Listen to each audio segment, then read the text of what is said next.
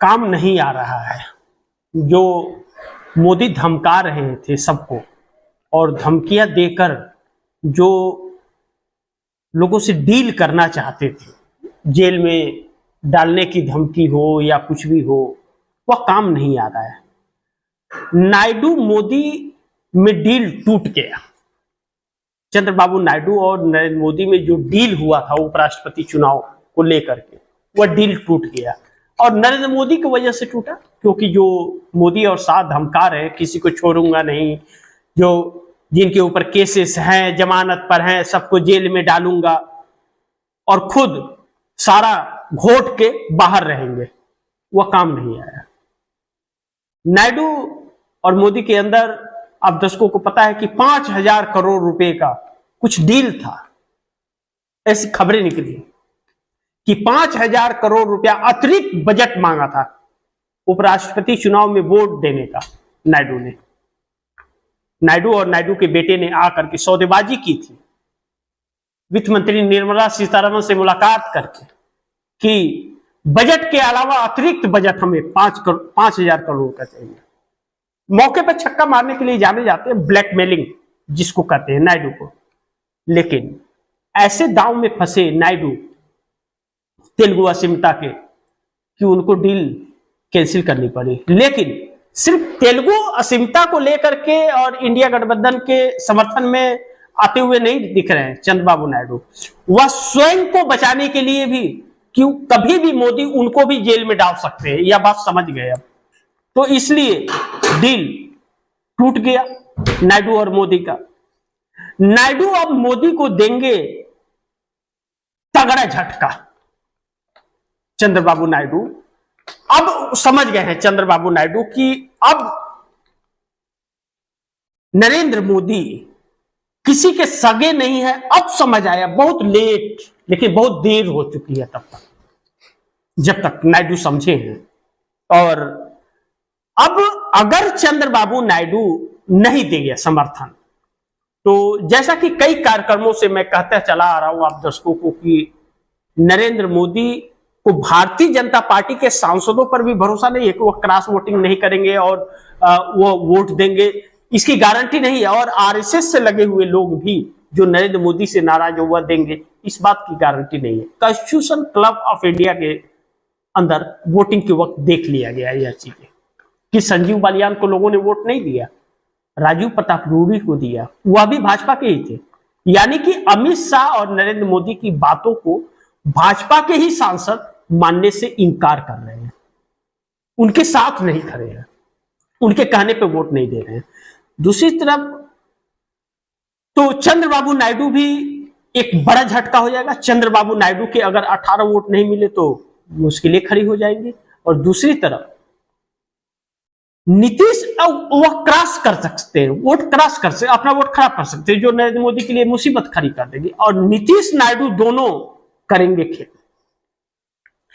क्योंकि नीतीश कुमार की बोलती बंद हो गई है, सरेंडर कर दिया है अपने आप को उन्होंने नरेंद्र मोदी के सामने, इससे इंकार नहीं कर सकते। लेकिन नरेंद्र मोदी से नीतीश कुमार जाते जाते, राजनीति खत्म होते होते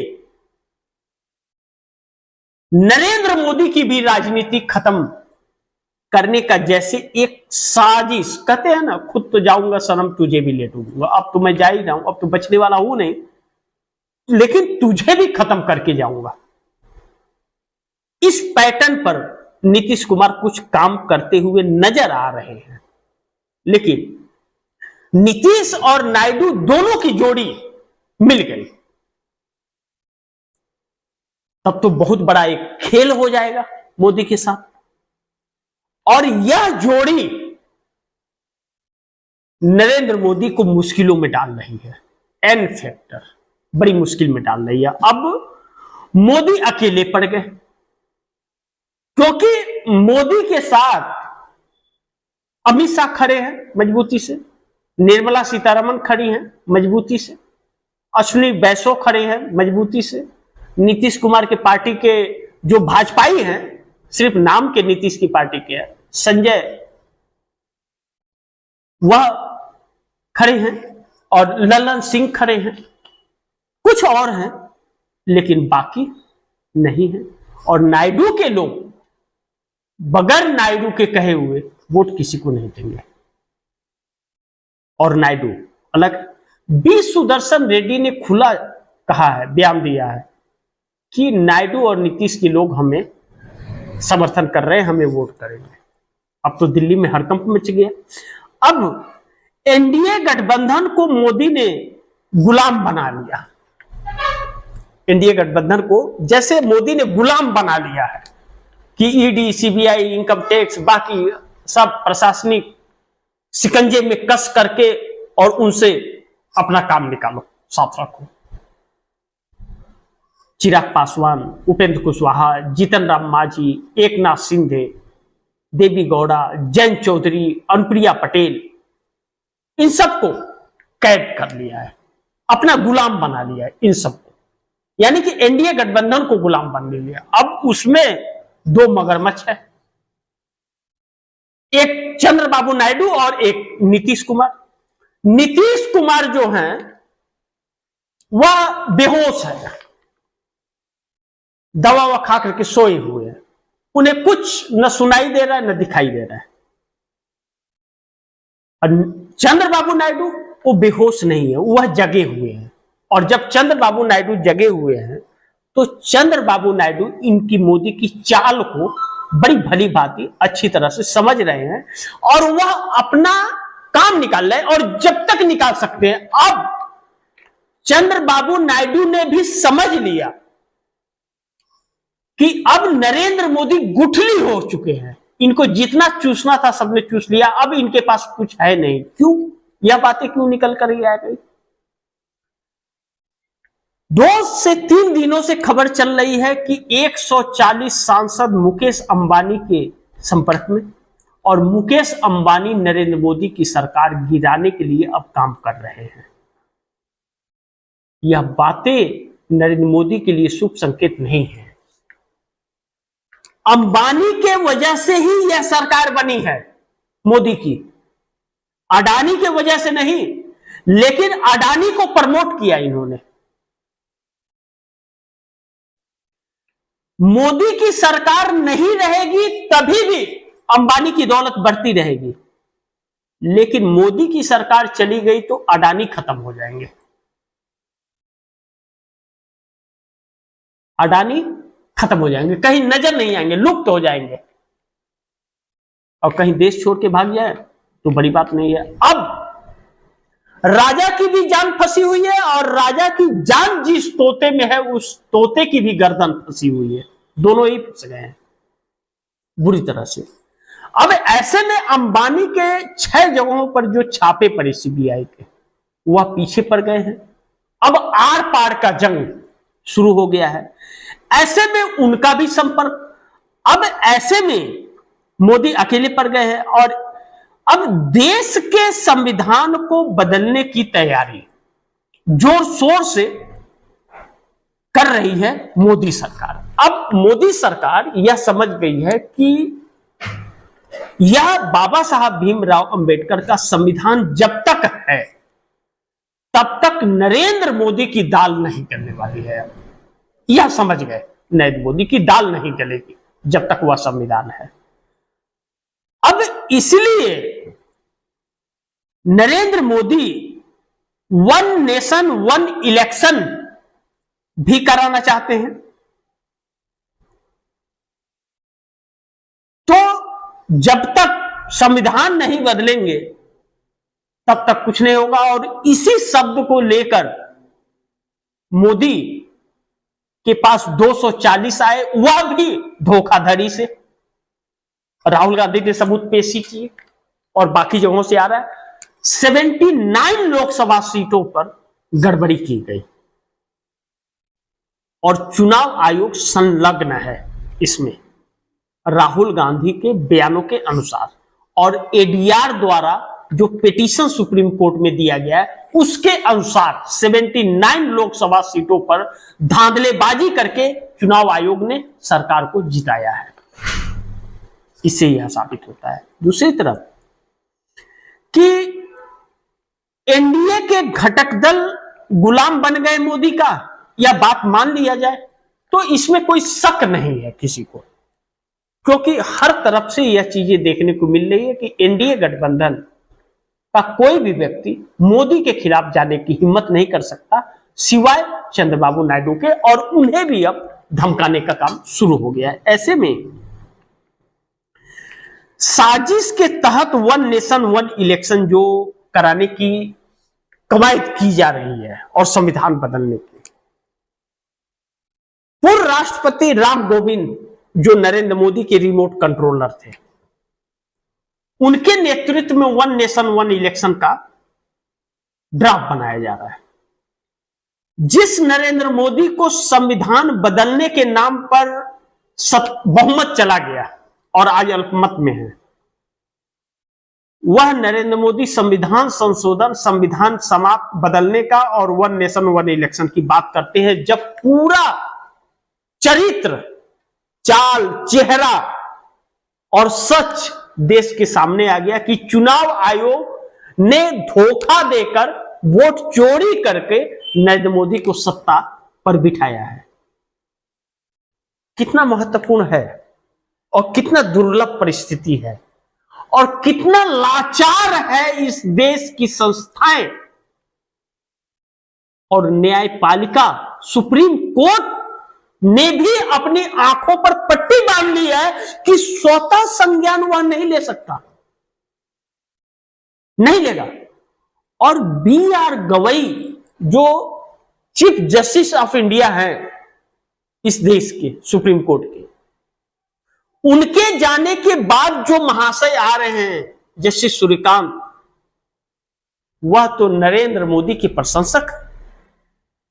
नरेंद्र मोदी के बगैर तो पत्ता भी नहीं हुआ हिलाएंगे, कलम हिलना तो दूर की बात है। जस्टिस सूर्यकांत ने एसआईआर को समर्थन कर दिया है। स्वतः संज्ञान लिया होता या अगर कानूनी तौर पर फैसले लिए होते, अगर ईमानदारी से फैसला लिया होता तो एसआईआर को रद्द कर दिया होता उन्होंने। उन्हें दिखाई नहीं दिया कि करोड़ों लोगों के नाम कट रहे हैं और एक साजिश के तहत किया जा रहा है, सब नहीं दिख रहा है क्योंकि आंखों पर पट्टी बंध गई है, जो इस देश के लिए बहुत घातक साबित हो रहा है। अब ऐसे में चंद्रबाबू नायडू का डील टूट जाना मोदी से, एक बगावत का सुर उठने वाला है। अब दोनों अपने आप को बचाने की लड़ाई लड़ेंगे। चंद्रबाबू नायडू अभी तक एटीएम बजा रहे थे मोदी से, और अब अपने अस्तित्व को बचाने के लिए, अपने आप को, स्वयं को जेल जाने से बचाने के लिए उन्हें समर्थन वापस लेना पड़ेगा और मोदी का साथ छोड़ना पड़ेगा। क्यों? क्योंकि उन्होंने तो जहरीला सांप पाल लिया लालच में, जो अब डसने के लिए तैयार है और डसने के लिए भी कानून ला रहा है। तो ऐसे में अगर हर किसी को डराकर, धमकाकर और जेल में बंद करके समर्थन लिया जा रहा है, तोड़ फोड़ कर समर्थन हासिल करके सत्ता पर बैठा जा रहा है और अपने मर्जी का तानाशाही चलाया जा रहा है, और न्यायपालिका, सुप्रीम कोर्ट जैसा भी फैसला न्यायपूर्वक नहीं दे रहा है और वह सरकार के लिए रास्ते बना रहा है, तो फिर एक दुर्लभ सी परिस्थिति इस देश में आकर के खड़ी हो जाती है।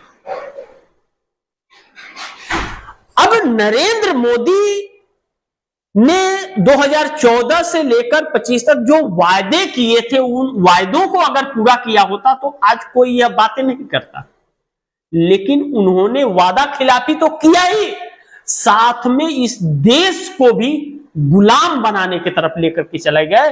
और इस देश की इस वक्त वह हालत है कि आने वाले 2-3 महीनों के अंदर यह देश भूखा मरने को मजबूर हो जाएगा,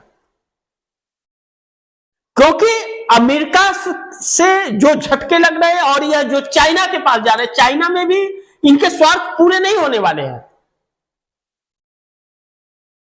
जिसे छोटी आंख वाले बता रहे थे, उसी की गुलामी करने जा रहे हैं। यानी कि थूक कर चाटने वाला काम हमारे देश की सरकार कर रही है। अब चाइना से रिश्ते बहुत अच्छे हैं, तो सवाल यह भी उठता है कि ट्रंप भी तो, माय फ्रेंड, ट्रंप भी तो बहुत अच्छे दोस्त थे, तो ट्रंप से क्या हो गया? क्यों हालात इतने बिगड़ गए? क्योंकि झूठ की बुनियाद पर खड़ी यह मोदी सरकार की असलियत दुनिया जान गई है। क्या नीतीश कुमार को समझ नहीं आया? नायडू को समझ नहीं आया था यह बात? नहीं समर्थन दिए होते तो कैसी सरकार बन गई होती?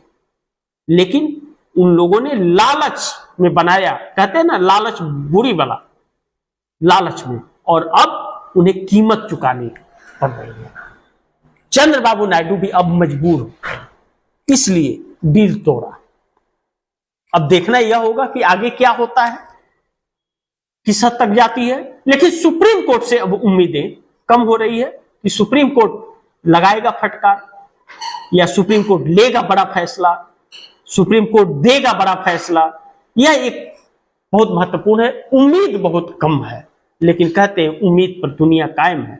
देखते हैं क्या होता है, आने वाला वक्त बताएगा। इसी के साथ आप दर्शकों से इजाजत चाहूंगा, गुजारिश करूंगा कि इस खबर को ज्यादा से ज्यादा शेयर कीजिए, अपने दोस्तों को भी कहिएगा आगे शेयर करें। आपने अगर चैनल को सब्सक्राइब नहीं किया, सब्सक्राइब कर लीजिएगा, अपने दोस्तों को भी कहिएगा चैनल को सब्सक्राइब करें। मिलते हैं फिर अगली खबर के साथ, तब तक के लिए नमस्कार।